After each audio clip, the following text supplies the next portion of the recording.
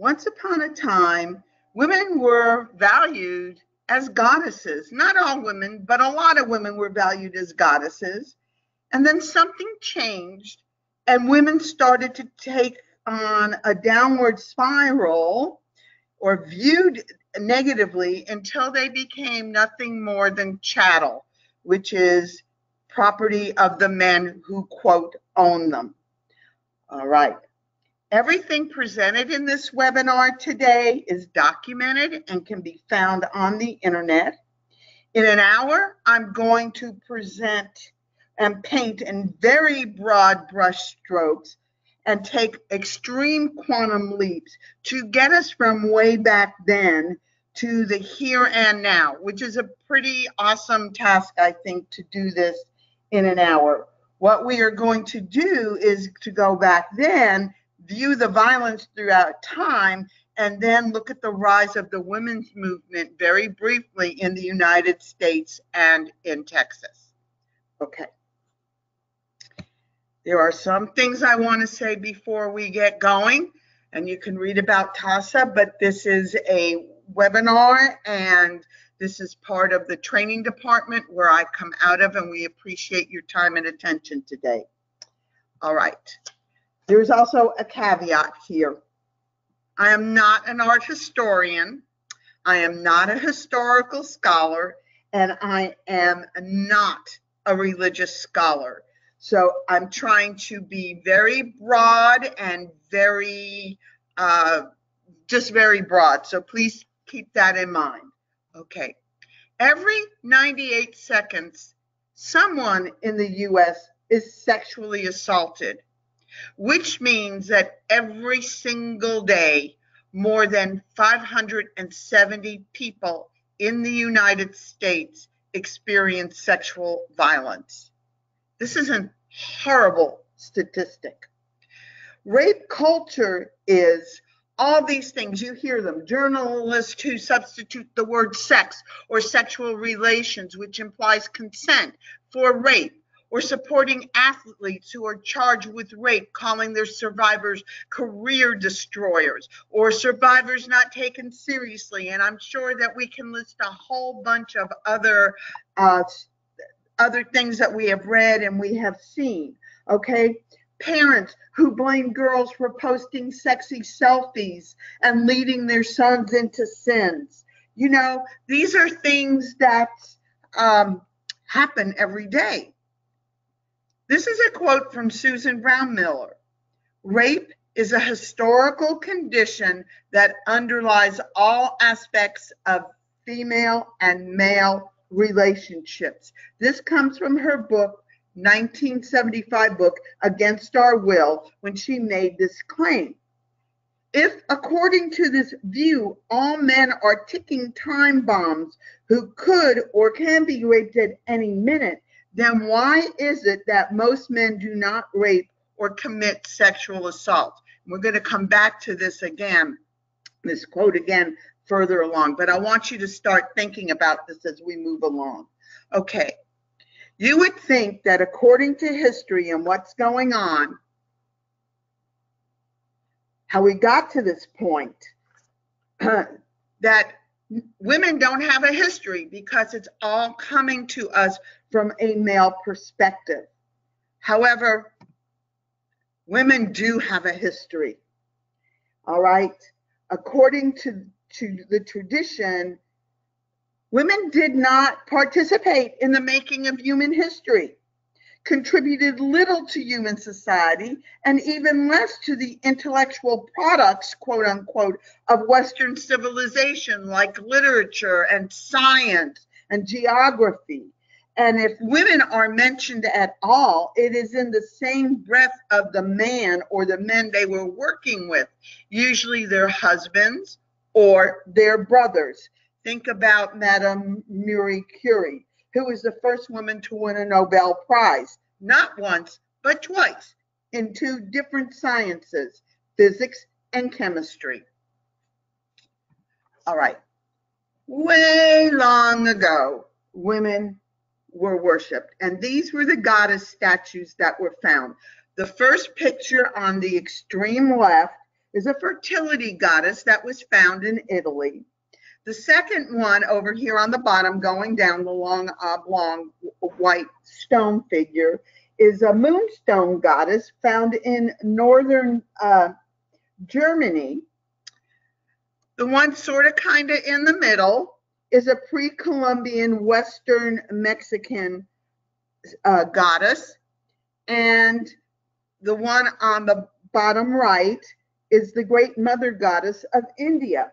These goddesses represent love, spirituality, and bountiful crops. Okay?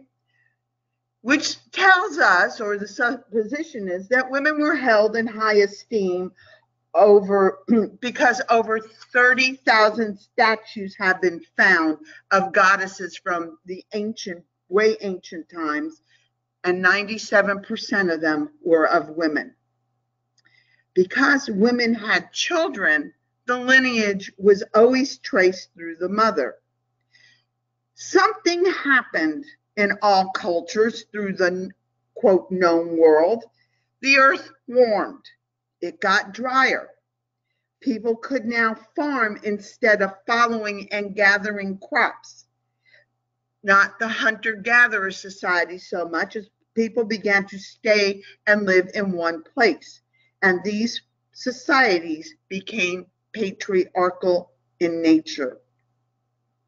Once a society becomes patriarchal in nature, something else happened. A single strong male god became the central god, and the role of women as priestesses, which was a powerful social role, started to decline until it went out of existence. Here is one of the quantum leaps we're going to take from way back then, about 8,000 years ago BC, to the archaic era. It was during this time, from the 8,000 archaic era, it was 8,000 BC to about 100,000 BC, societies took place due to the discovery of bronze and how to use it in the making of weapons and farm equipment, which were in possession of the men. Life in this time frame was extremely unstable. Small wars broke out between neighboring tribes or neighboring villages all the time. If women wanted protection for themselves and their children because they did not own weapons, they had to ally themselves to a man who promised protection. This is the initial underpinning of patriarchy. It was a system adapted by societies, torn apart by constant war and destruction, and resulted in societies where man or men had rights and women and children didn't. It is not a big leap that when wars broke out, the first slaves were women and children. In the Bronze Age, with the new weapons and farming equipment, it was possible now to not only capture and keep slaves in bondage, but to provide enough food to feed them. And that's really how important that was. Not just the women now, they could enslave the men. Men also knew that through exonomy, which is marrying women from outside of your tribe, that you could bring women into your tribe, make them pregnant, and now they're considered a part of your group. If not the women so much as the children. Conquering men used what they learned to enslave male children of the slave women. This is important because it starts to show the close connection between the suppression and subordination of women and the establishment of a hierarchy and the subordination of people of other tribes and races. I'm going to say this again and again throughout this webinar because I believe it's important. Sexism and racism are very closely connected. Their first class distinctions were of those between those who owned slaves and didn't. And sexism and racism are historical creations. Okay. So here basically is the differences between what happened in a matriarchal society and a patriarchal society. Women gave up freedoms in a patriarchal society in exchange for security. Virginity determined their worth, and women and children were enslaved. In goddess-worshiping cultures, which were matriarchal societies, lineage was traced through the mother because they didn't understand biology, so they understood that women had children, so women were held in high esteem. So there were early forms of protection from rape. People who wanted to marry up could capture and avoid paying a bride price. This was pretty much frowned upon, though it happened. Paying a bride price or a dowry was described as much more dignified, much more quote unquote genteel, if you will.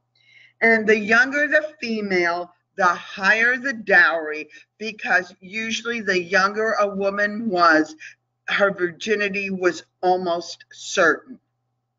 For women who were older, especially those who had been married before and had children, people knew that they were not virgins, so that their bride price, their dowry, was significantly less. I also want to point out that bride prices and bride capture also were ways to integrate warring factions and combine them one to the other. You could buy your way in marriages of convenience, marriages of force, if you will, and marriages that would hopefully lend peace to everyone or bring peace and protection to certain groups. All right, so here we go now into the Middle Ages, another quantum leap. Does anybody know what this picture is of? Okay. In the Middle Ages, or in the medieval times, most people in Europe lived in small rural communities, and they made their living from the land. That certainly is a chastity belt, Yvonne. Okay. In the rural communities, making their living from the land, peasant women cared for the children, cooked meals, tended the livestock. Some of them were involved in cottage industries like brewing, baking, and manufacturing textiles. And in the Middle Ages, the place of women in society were often dictated by biblical texts. According to the Bible, since Eve was responsible for the sin of mankind being evicted from the Garden of Eden, women were viewed as being morally weaker and inferior to men. The Apostle Paul emphasized men's authority over women, forbidding them from obtaining an education and or teaching and instructing women to stay silent. So, in order to uphold these biblical texts, men made chastity belts. Can y'all see where it is lined? Here, they were made out of, guess what? Bronze, metal. They had certain openings in the back and in the front. If somebody wanted to rape a woman, can you see the teeth on the opening in the front? That was not going to happen. First of all, the slit was not very wide, and they were extremely unsanitary and extremely uncomfortable. All right. Does anybody know what this is called?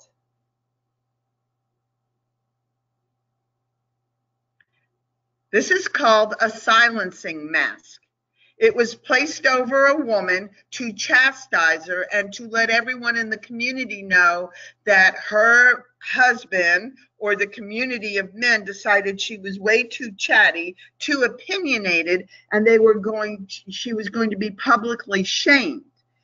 When this was inserted into a woman's mouth, there was a tongue piece on it that had little like nails on the bottom of that. So if a woman wanted to talk or move her tongue, it would shred it. Okay. Come on. This is a dunking chair. If a woman didn't change her ways, or if she did but still needed further castigation, these dunking chairs, a woman was put in the dunking chair, usually with the silencing mask over her head, and dunked in the water and held down for however long they decided to hold her down for, creating a huge sense of panic. Everybody watched, especially other women. They were forced to watch as this poor woman in the dunking chair was held down. All right. So the impression is that women had no place. But that's not true, because in the Middle Ages, women were extremely powerful in some regards. This first picture over here, this black and white picture over here, I'm going to mangle her name, is Roswitha of Grandersheim, Germany. She was a 10th century German scholar, a canonist who lived, she was not part of the convent, but she was a secular canonist who lived inside and with a religious order. The convent was self-sufficient, and it was known for being a cultural and educational center.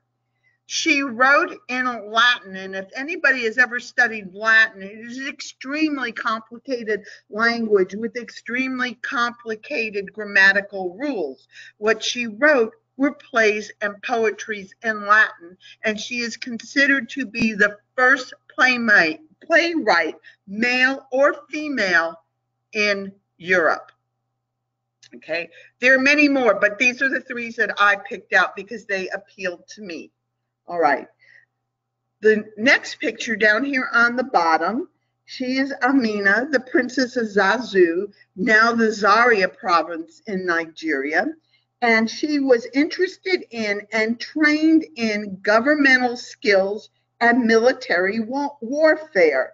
She fought in battles, and these military conquests of hers led to great wealth by opening up trade routes and by getting a bounty from the conquered people.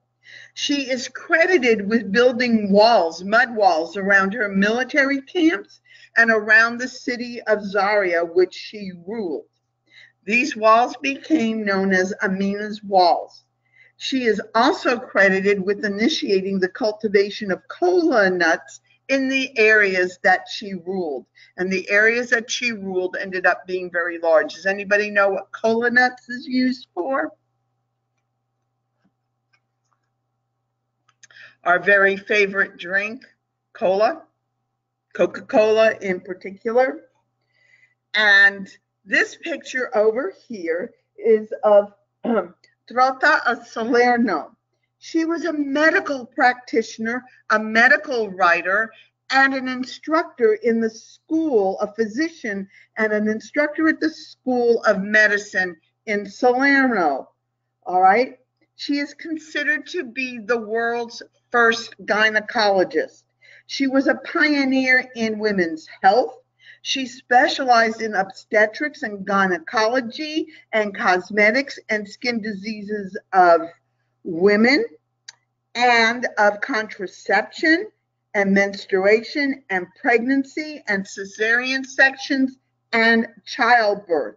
And she shocked people with her claim that a failure to conceive was due to a physical defect in either the woman or the man, because before it was only the woman.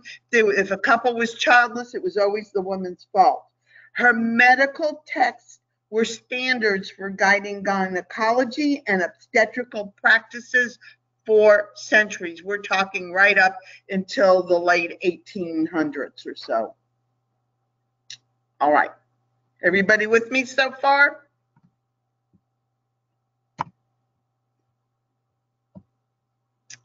get this. Come on. Okay. So now, jumping again into the 15th century, this is the intersection of race and rape in America.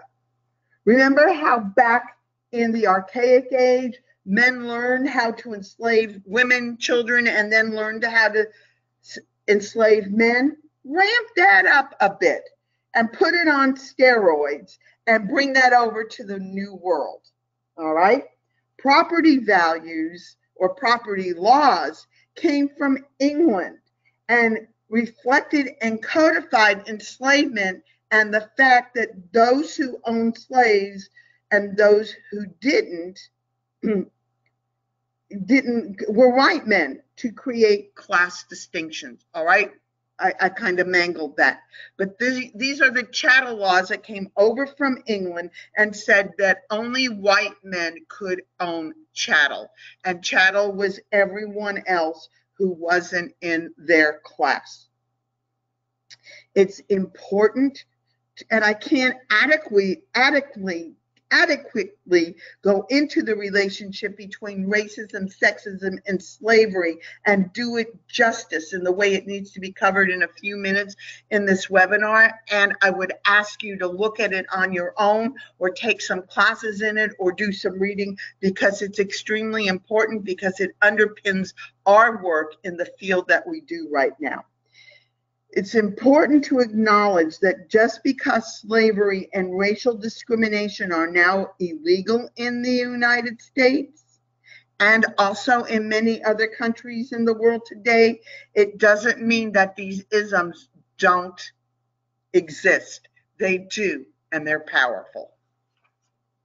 All right, so I want to go now and you've got this basic understanding. I want to bring us towards what we're doing, undoing centuries of oppression and where we are, how we got here and where we are today by women and sometimes allies of women helping us. All right. This first picture over here up in the left-hand corner on top is a woman called Margaret Brent.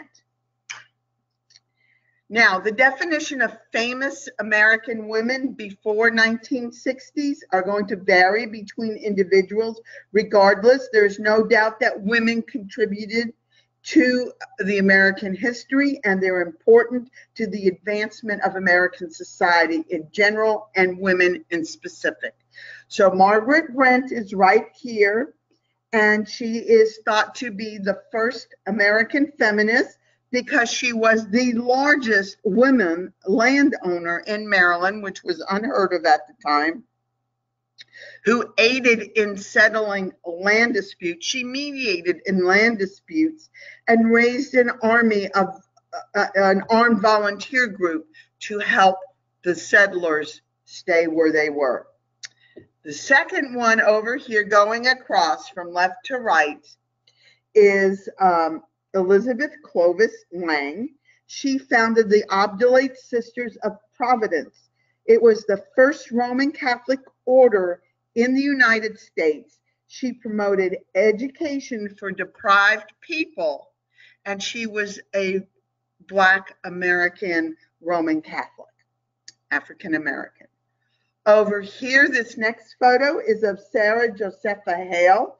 She was the editor of magazines which promoted the betterment of women. She supported economic reform and lobbied for making Thanksgiving a national holiday. And she got it too, by the way. All right, the next picture on the top right is of Lucy Stone. She lectured against slavery and advocated for equality for all people. And she was the first woman in Massachusetts to earn a college degree. On the bottom left is Ellen Swallows Richard. She was the first to enroll in the Massachusetts Institute for Technology, MIT, in Massachusetts, and founded the science of home economics and promoted science education for women. This over here next to her is Molly Dewson. She was the head of the Democratic National Committee's Women's Division, And she advanced and educated and fought for a minimum wage law back in the mid-50s, 1950s. The next is Alice Paul, who dedicated her life to the single cause of securing equal rights for all women. She was the architect of some of the most outstanding political achievements on behalf of women in the 20th century, advocating for and helped to secure the passage of the 19th Amendment. Does anybody know what the 19th Amendment did for women? It was the 19th Amendment to the U.S. Constitution gave women the right to vote.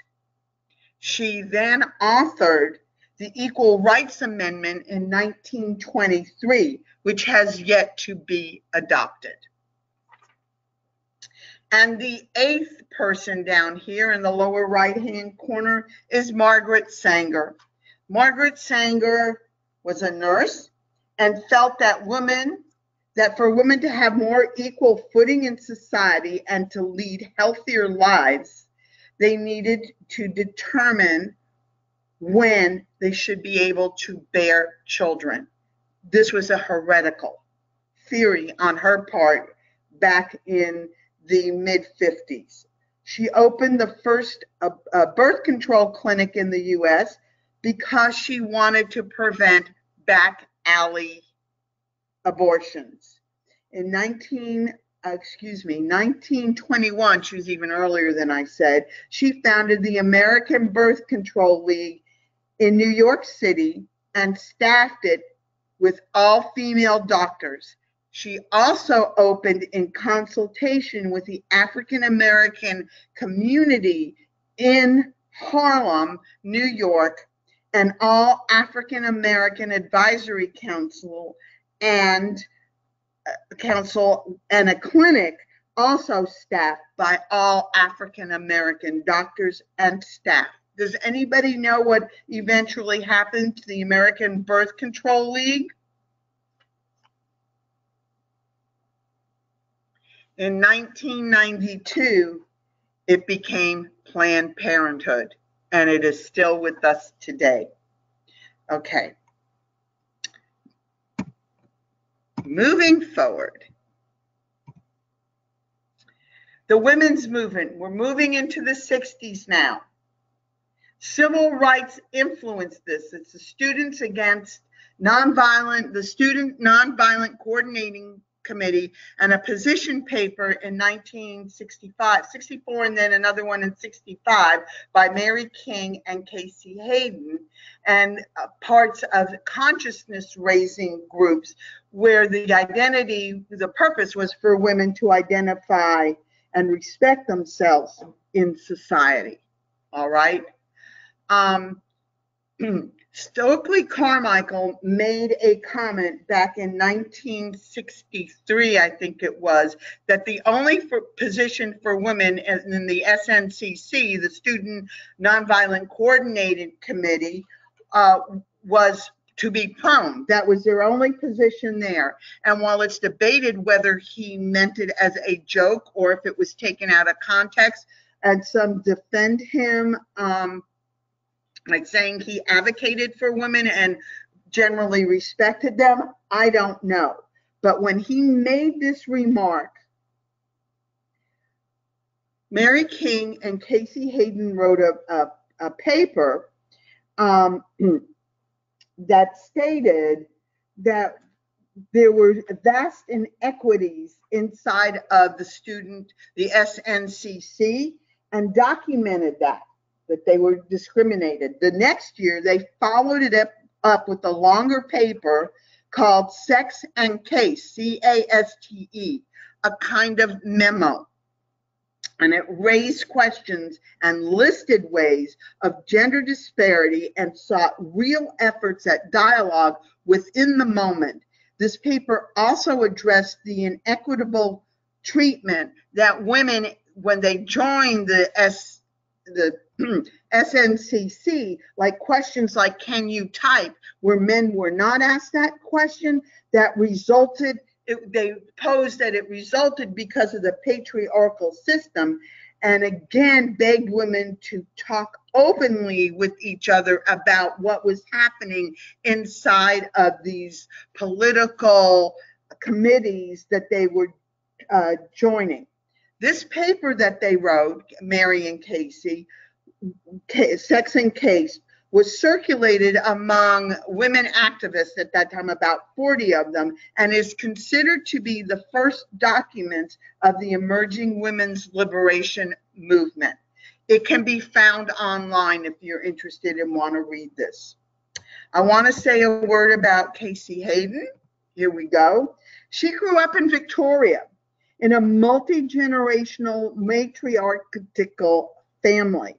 Her single mother, who worked, and her grandmother, who also worked, would comment on the news, complaining mostly about pain and inequalities.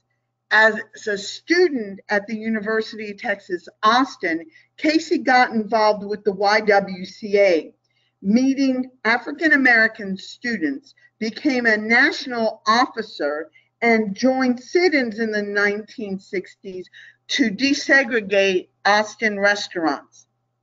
In the summer of 1960, she went to the National Student Association Congress in Minneapolis.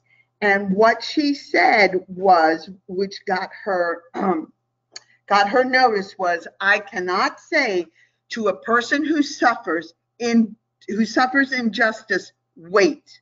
And having decided that I cannot urge caution, I must stand with them." Right? Many of the students who were at that student convention, the National Student Association Congress in Minneapolis, went on to form the Students for a Democratic Society, SDS, which later morphed into the Weathermen. Okay. The SDS was one of the main representations of what was called in the 1960s the new left. Men in the SDS demanded, it's documented, demanded that the women in the group constantly asserted their loyalty to them and not to an independent women's movement. And the women in the SDS tried to get together with women's movement outside of the SDS to ask to talk about solidarity, were challenged by the women in the other movement, saying that working with men were bad. The women inside of the movement who were most influential was a woman by the name of Marion Webb. She was one of the original founders of a feminist magazine called Off Our Backs that ran from about, I'm going to say, the late 60s until 2008. Kathy Wilkerson, who was one of the few women leaders of the Weather Underground that morphed from the Students of Democratic, the SDS morphed into the SDS morphed into the Weather, they were called Weathermen, Weather Underground, and they were pretty violent. They advocated armed struggle to overthrow the US government, and by Charlotte Bunch, who wanted a separatist movement for lesbians and advocated for bringing gay rights to feminists. Okay. The National Organization for Women in 1966 started with the sole focus of getting the Equal Rights Amendment passed, and they wanted full partnership for all sexes. All right. It was the founders, it was like 49 women. The women who stood out in that movement was Betty Friedan, who is often credited with sparking the second wave of American feminism in the 20th century with her book called The Feminine Mystique. Polly Murray, who was the first African American woman ordained as an Episcopal priest, and and Shirley Chisholm. And Shirley Chisholm was the first African-American elected woman to Congress in 1968 and sought the nomination for president after that. Her motto was unbossed and unbought, referring back to she wouldn't be bossed around by men, and she was not for corruption like some of the politicians were. Okay. So these are the founding women. So you can see that the National Organization of Women had a broader reach. If they had a single vision with a very broad reach. Okay. The second wave of feminism, as it's called, hit in the 1970s. Again, it was also focused on the equal rights advocates. They wanted equal pay for equal work, a chance at jobs that were traditionally for men. They wanted round-the-clock state-supported child care centers. They wanted to topple the patriarchal system at all levels: government, industry, education, sciences, the art. And they wanted to attract women of all races, backgrounds, and political beliefs to help them. Okay, we had the Off Our Backs Collective, which I talked about, and Gloria Steinem was part of this, Susan Brown Miller, and Kate Millett. Gloria Steinem was a journalist for the New York Magazine. She was also a social and political activist and a co-founder of Ms. Magazine. Susan Brown Miller, with her book Against Our Will, is considered to be one of the most 100 important books of the 20th century.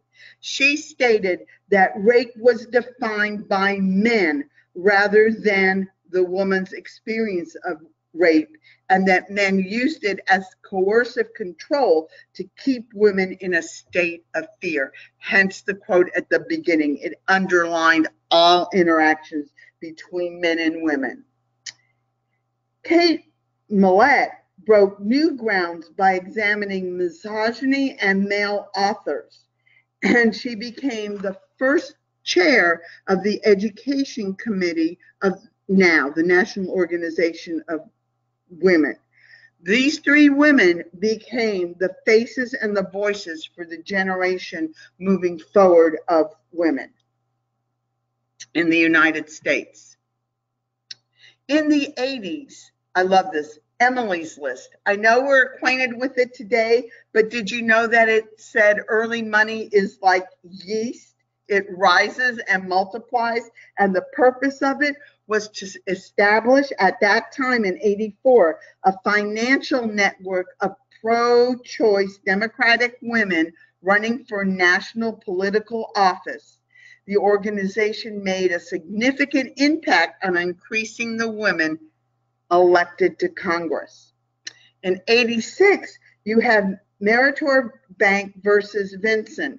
The Supreme Court, the U.S. Supreme Court, found that sexual harassment is a form of illegal job discrimination. There are other things that happened, but these were the basic two things that stood out. Okay.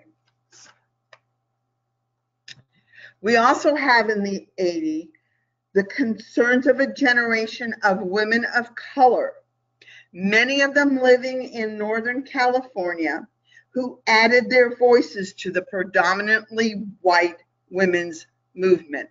The picture on the left is of Gloria Anzaldúa, and the picture on the right is of Cherie Moraga. Okay, so Gloria, these two, they were two Latina lesbians living in the San Francisco area, and they published a book, a seminal work called This Bridge Called My Back, Writings by Radical Women of Color. Ms. Anzaldua's poems and essays explored the anger and isolation of occupying the margins of culture and collective identity, and are considered to be groundbreaking works in culture, feminism and queer theories. Ms. Moraga is a writer, playwright, and essayist active in the Chicana feminist community and in queer communities. Okay. Their book, as I said, This Bridge Called My Back, is considered to be integral to the emergence of the third wave of feminism, which now goes to the 1990s. The Supreme Court reaffirms the validity of a woman's right to abortion under Roe versus Wade. In 94, the Violence Against Women's Act passed. In 1996, it was the United States versus Virginia. The Supreme Court ruled that the all-male Virginia military school had to admit women in order to continue to receive public fundings. Does anybody know what also passed in 1994, 96? Title IX. Okay, they had to do it. All right, that if you wanted federal funding, you had to give whatever you offered to everyone. I don't think it was Title IX, it was Title VI, excuse me. Okay, and they could not create a separate but equal school. That would not do it. And in Kolstad versus the American Dental Association, a woman sued for punitive damage for sexual discrimination and won if the anti-discrimination law was violated with malice or indifference to the law, even if that conduct was not especially severe. These lawsuits continued into the 2000s, and I'm not going to do all of them, but we will talk about first in 2003, Nevada versus the Department of Human Resources rules that the Supreme Court ruled that states can be sued in federal court for violations of the Family Leave Medical Act. And we're going to end with 2009 with the Lilly Ledbetter Fair Restoration Act. Does anybody know what that act was? Okay. Lilly Ledbetter was signed in by President Obama at the time, and it allows victims of pay discrimination to file a complaint with the government against their employer within 180 days of their last paycheck. Okay, and that was, it was found that about 15 to 48% of people working at Goodyear, women at Goodyear, were making 15 to 40% less than their male counterparts. And that's the law got signed in. In the 1910s, in 13, the ban was lifted on women serving in combat roles. We had the reauthorization of the Violence Against Women's Act, which now supported victims and extended coverages to young victims, immigrants, Indian or Native American women, and victims of trafficking. 2006, Texas law imposed on abortion clinics was deemed unconstitutional, and the Women's March in 2007 on Washington, D.C. Okay. Unfortunately, to this day, the UN states that rape is still used as a weapon of war to terrorize a population, destroy communities, and in some instances, to change the ethnic makeup of the next generation. Sometimes it is used deliberately to render women in the targeted community incapable of bearing children. Moving on to the state of Texas. The first family violence shelter in Texas was in 1866 in Belton. It was founded by a woman by the name of Martha White McWhirter, and it was it was to help women who were abused by men who, quote, drank too much and became overbearing, especially those returning from the Civil War. Does that sound familiar in this day and age? Okay. She also established the U.S.'s first successful commune and helped fund.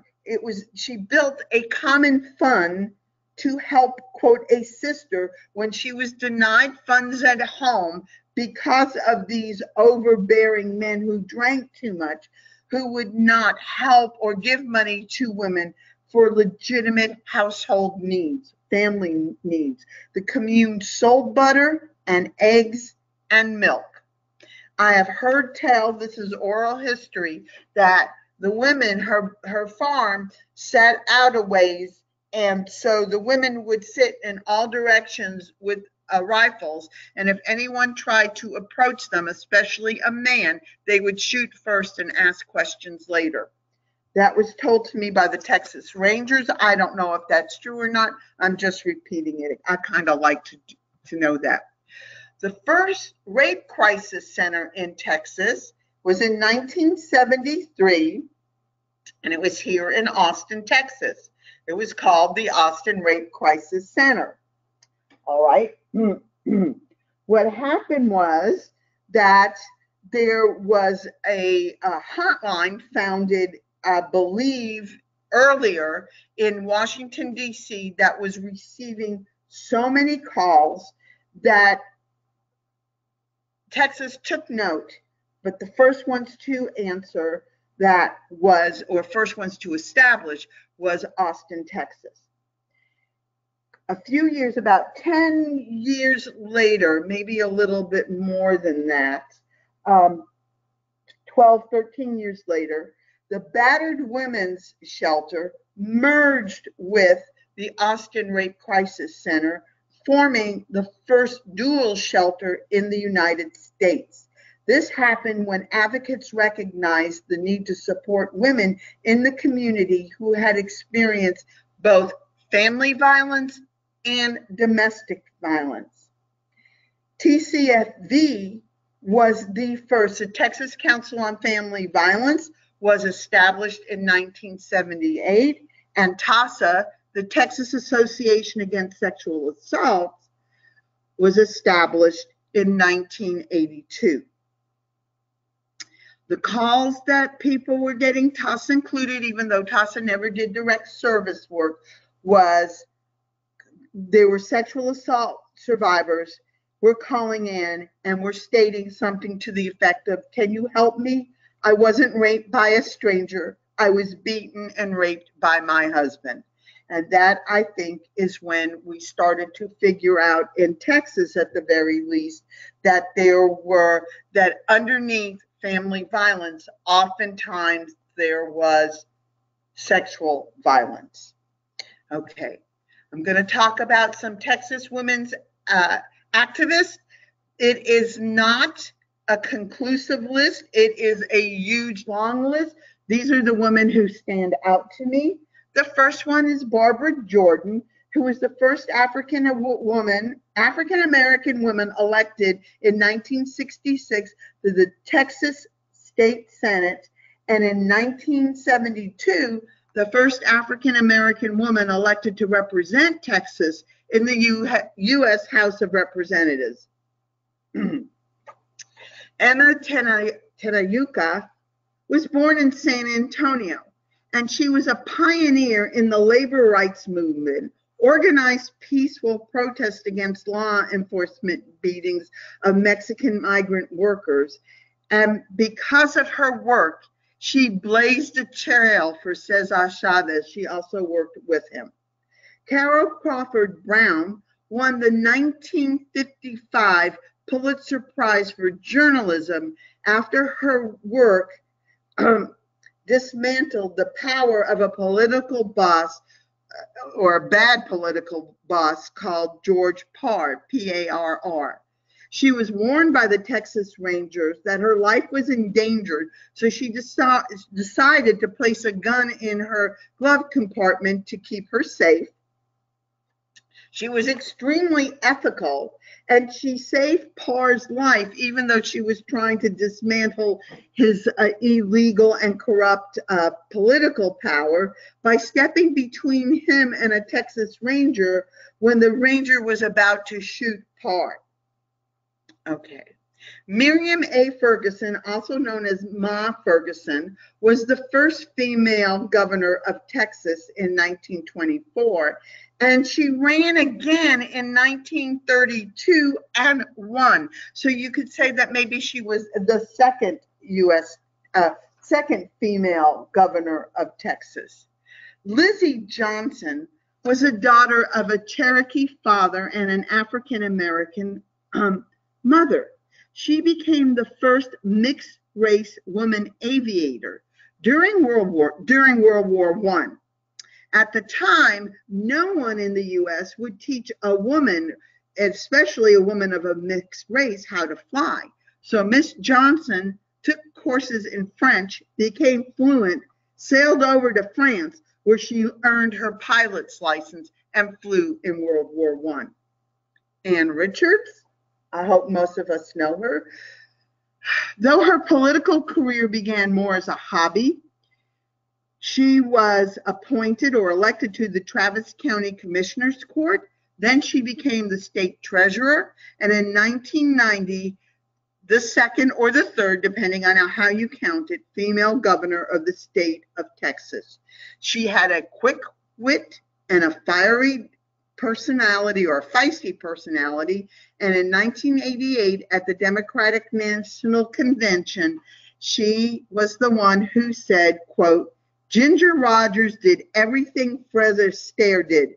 She just did it backwards and in high heels." Okay, Edna Gladney made a career out of placing children with adopted families and providing services to unwed mothers. She lobbied the state legislature to drop the word illegitimate from a child's birth certificate and passage of a bill that gave adopted children the same inherited rights as other children in the family. Maria del Rosario Castro experienced racial and economic disparities that affected her family and community as a child. She worked as a volunteer for Lyndon Johnson's political or presidential campaign, and she went on to work with the Young Democrats of America, the Committee for Barrio Betterment, and the Raza Unida Party, an initiative to field Mexican-American candidates. A brownie points for anybody who knows who she's the mother of.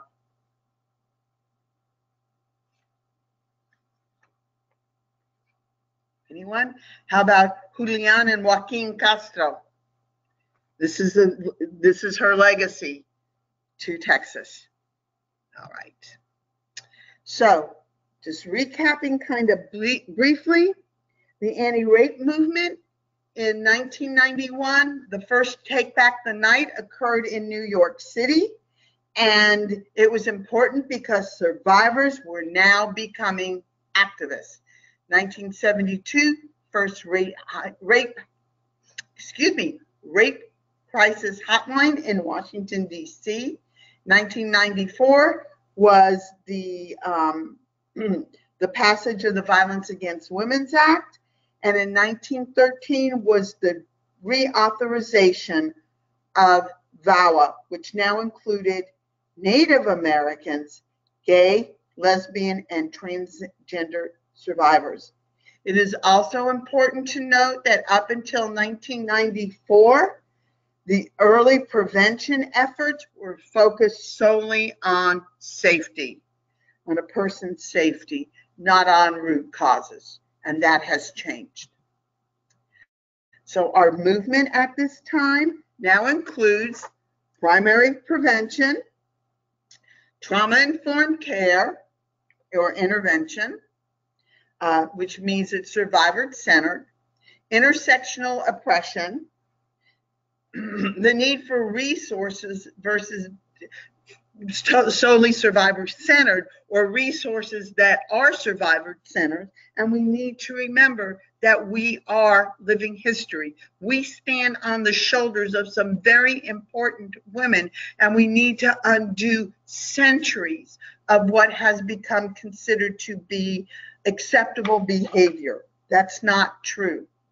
It is not acceptable. It is unlearning it. So the struggle continues. We need to keep pushing back on government directives that are not in line with our values, increasing awareness and advocacy for those who work at the intersections. Let us include them and move forward. Invite and listen to everyone in the conversation. Divesting just criminal justice-based solutions so that we can talk about community-based solutions, or justice, or what communities need to have for justice in their communities. Sustaining staff and expertise in our movement, because if people move, we are losing a lot of good people because of burnout and because of burnout. And to work for broader liberation for all of us, we need to invest in healing. And that pretty much is it for right now. These are the resources that I pulled from. I want to thank you and remind you that in about an hour, you will get a follow-up email with the post test, the evaluation, which I please hope that you will send back to us, the PowerPoint, and a link to the certificate of attendance. If there is any questions, please chat them in. I am happy to answer what I know. And thank you for joining us today. Y'all are very welcome.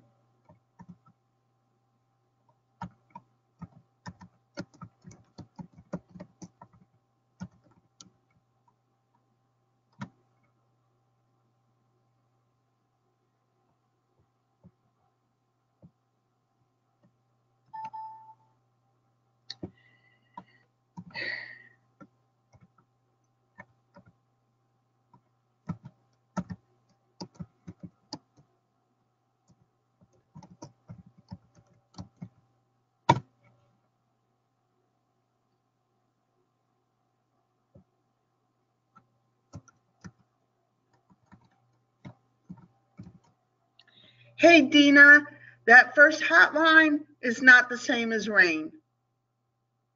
Rain came later on down the line, as best I know.